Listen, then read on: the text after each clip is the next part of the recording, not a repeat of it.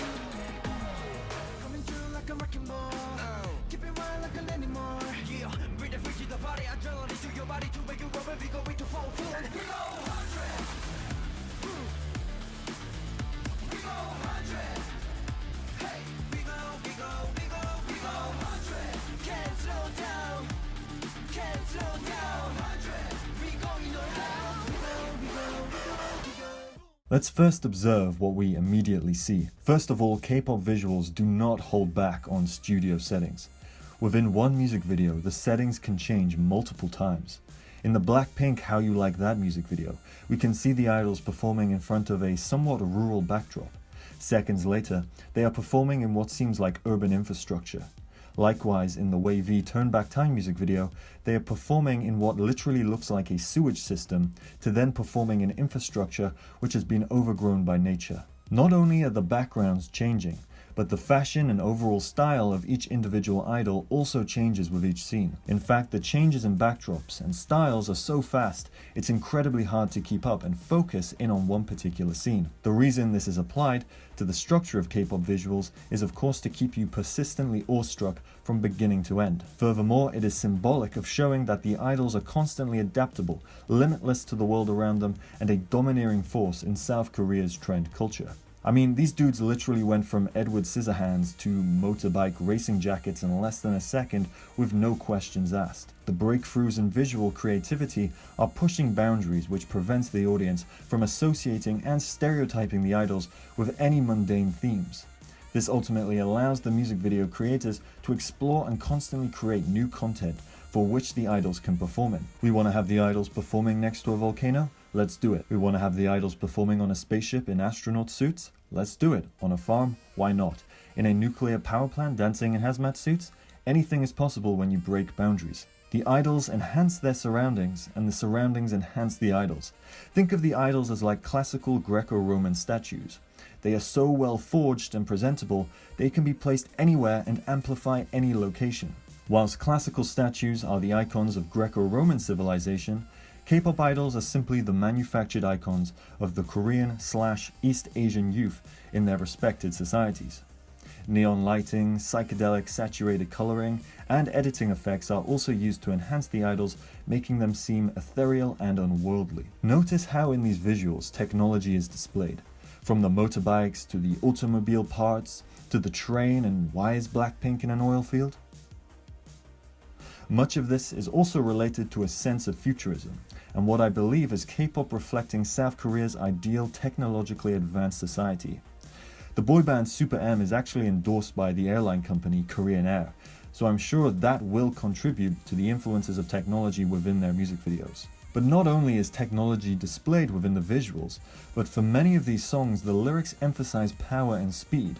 The background settings as well are also reflective of machinery parts, which would suggest such bands are symbolic of a machine-like force. Again, I would argue this structure is a type of status symbol, revealing the economic incorporation of South Korea's net exports, that being notably motor vehicles, and making them a part of the K-pop aesthetic. It's basically economic soft power. Within the song of NCT 127 Superhuman, the lyrics indicate the song is about waking up your inner self to strive past your regular limits.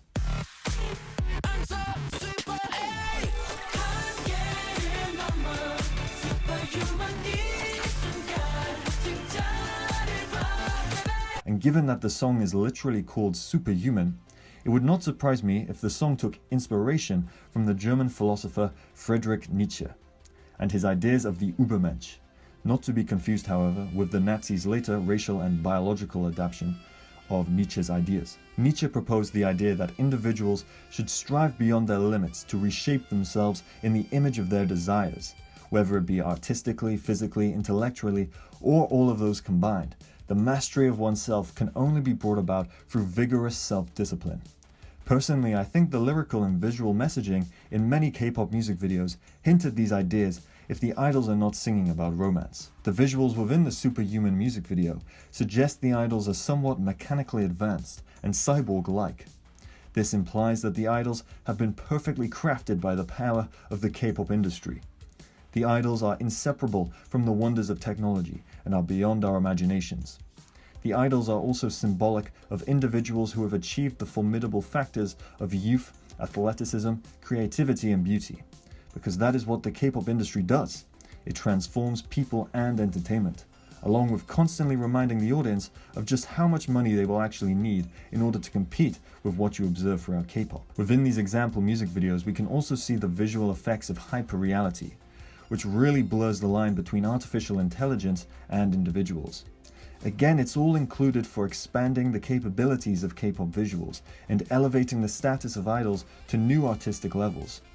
Also keep in mind each and every boy/girl band is competing for visual promotion in such a very competitive industry. Continuing the ideas of the Übermensch, Nietzsche didn't believe we should strive to simply become unhinged, Hulk-like individuals driven entirely by a lust for self-improvement, but rather becoming modest, well-minded, cultured, and intellectual were all a part of what it meant to become an Übermensch and a master of oneself. Now, besides from the portrayal of idols being fast-paced, restless, physically advanced, and constantly on top of their game, we can observe various examples of which idols are made out to be cultured, respecting, and humble. The music video of BTS's Blood, Sweat and Tears is probably a perfect example of this.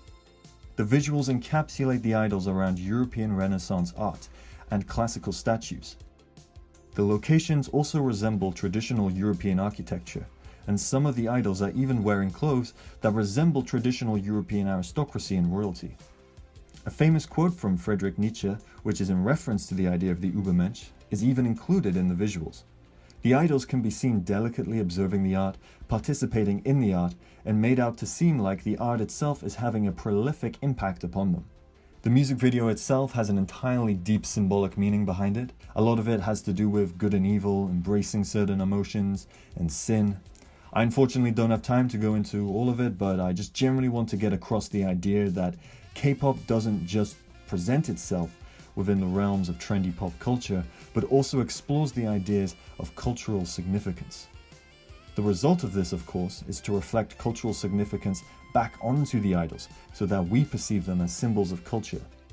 Some of the most recent BTS albums have also been influenced by philosopher Carl Jung, so they really are pushing to connect the K-pop industry with significant culture. A slightly different example of culture being incorporated into the imagery of K-pop visuals can be seen within NCT 127's Kick It music video, which is largely focused around martial arts. The music video location is set in and around what resembles a traditional Chinese temple, and the idols can be seen wearing a fashionable take on martial arts attire. At several moments throughout the music video, we can also see the symbol of the traditional Chinese dragon, a symbol commonly associated with the Ming and Qing dynasties of pre-modern China. The lyrics include several mentions to Bruce Lee, which suggests the song is taking a more modern approach to culture.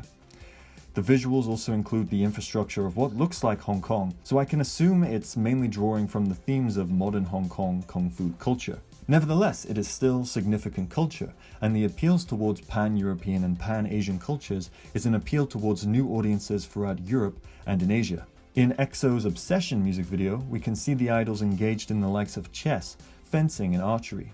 Notably, Koreans generally excel in the sports of fencing and archery, especially at the Olympics. This particular representation is showing the idols as professionals in such fields of popular Korean sports. However, for all we know, EXO might not know anything about chess, fencing, or archery. BTS might have little to absolute no interest at all in European art. Likewise, NCT 127 might not know a thing about martial arts or kung fu. The idols' incorporation into culture ultimately leads us to believe they are knowledgeable and culturally outstanding, regardless of what they actually know. Having the idols sat at tables is also a common theme throughout K-pop visuals to make the idols seem humble, elegant, well-organized, and somewhat intellectual. Having the idol's body hang midair is another common visual throughout K-pop. Again, it makes the idols seem delicate, angelic, graceful, and exquisite, as if they are a valuable piece of ceramics. The midair body hang is a notable association with the art styles of hypersurrealism, which is a reoccurring art theme throughout various K-pop visuals, done purely to stimulate your mind and to make you see through the fact that you're just observing pop culture. So by now, you probably get the idea that K-pop holds a heavy emphasis on making the idols and their surroundings look beautiful and aesthetically pleasing. This is in contrast, of course, to the fact that K-pop as an industry is substantially grounded in South Korea's corporate culture. Almost everything about K-pop is planned within skyscrapers throughout Seoul, not in art exhibitions.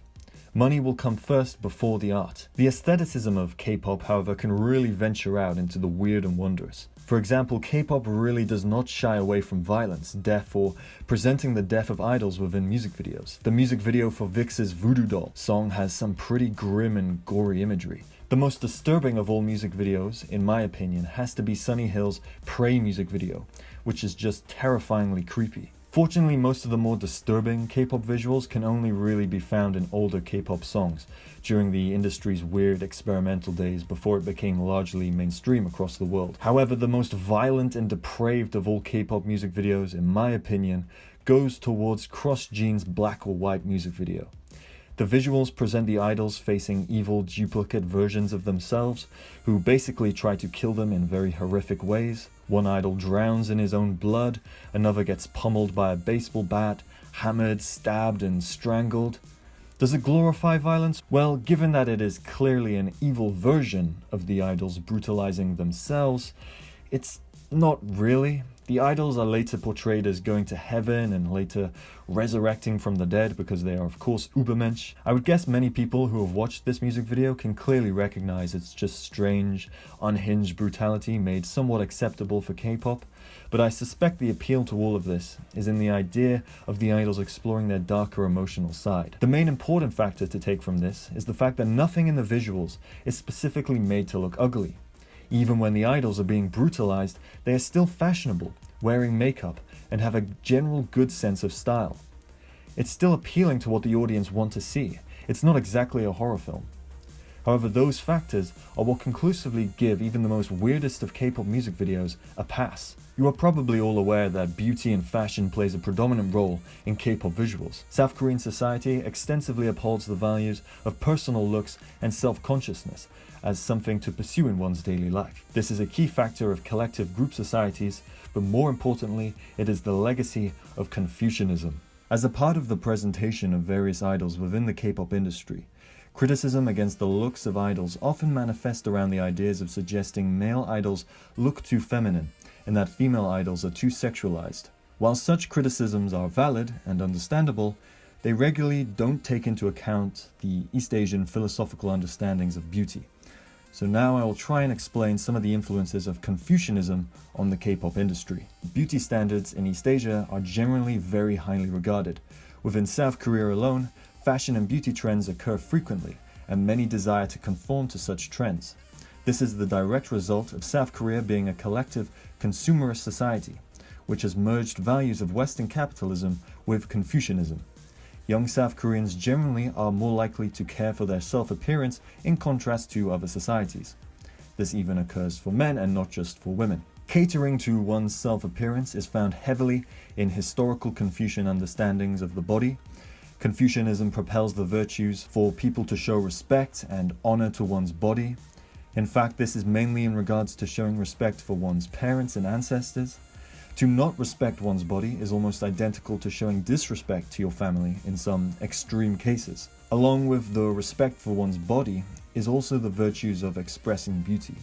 Confucianism is largely focused on how people can be humble, righteous, and in harmony with nature. It is believed that for an individual to show modest beauty helps shape the individual's inner goodness and the goodness of their surroundings. In contrast, the opposite of such virtue would be for someone who desires to look ugly, as a result becomes ugly in actions, and therefore creates an ugly society. Overall, the Confucian expression for beauty is desired in order for creating a beautiful and harmonious society. Historically, many of these virtues were adopted by the Korean ruling elite, called the Yangban, of the Joseon dynasty. Such virtues of beauty were important for the ruling class to separate themselves from the peasant class, who would have largely worked in agriculture. Most notably, desires for lighter skin originate from such classist ways of thinking, which can be historically traced back to as far as the Han Dynasty in China, as people who worked in farming usually had darker skin from being out in the sun, whilst those who didn't work in farming usually had lighter skin. Therefore, it largely became a status symbol of class hierarchy within many Asian dynasties. Women of the Yangban in the Joseon dynasty also used a variety of naturally made ingredients to cater for one's skin, such as the ingredients of jodu, which was a mixture of powdered red beans and green mung beans, which together were used as a form of lotion when mixed with water. Historical Confucian virtues also encourage women to embrace a sense of pureness, as it was believed that women who looked too masculine did not make good sexual partners. In regards to what I have said so far, I think it is fair to say such influences upon beauty standards do reflect the outlook of the K-pop industry. The aesthetic image of idols is largely universal to most idols who are a part of the industry and play an important role in shaping its visual aesthetic interpretation. Skincare and cosmetics also contribute to both the aesthetic portrayal of idols and in regards to promoting the South Korean cosmetic industry. Makeup is also encouraged for men within the K-pop industry, as again masculinity within Confucianism also emphasizes men to be pure, dignified, and virtuous. Confucianism as a philosophy focuses mainly around creating harmonious structures for society. Confucian influences can be specifically observed in East Asian music, art, calligraphy, religion, etc., and how they perceive harmonious connections between people, culture, and nature. The visuals of Enoi's Way music video is a very good example of showing the Confucian virtues of harmony with nature. Each idol is presented in a state of meditation and peace around natural surroundings, along with each idol showing a sense of respect towards nature. The color white is also emphasized, as the color itself holds high value in Korean Confucian culture, signifying innocence, rectitude, and temperance. And before you ask, this is nothing racial, it simply originates from traditional Confucian understandings of equating colors from nature with specific notions. Other colors also have their own symbolic meanings within Korean culture. For example, the color black is attributed to formality, dignity, and rules. Red is attributed to the pursuits of happiness and solidarity. Blue is attributed to spring, youth, and hope, whilst yellow is attributed to holiness, wealth, and fertility. The list goes on and on. From the artistic aestheticism to the incorporation of technology, to the ideas of the Übermensch, and to finally the influences of Confucianism, I would conclusively argue that the K-pop industry is aiming to promote the nature of K-pop as something utopian, visionary, and blissful. But still, it is not something you can fully pin down or fully put in a box, because it is constantly changing and experimenting with a variety of visual ideas. I mean, if we compare the average K-pop visuals of 2010 to 2020, we can certainly see a hefty difference.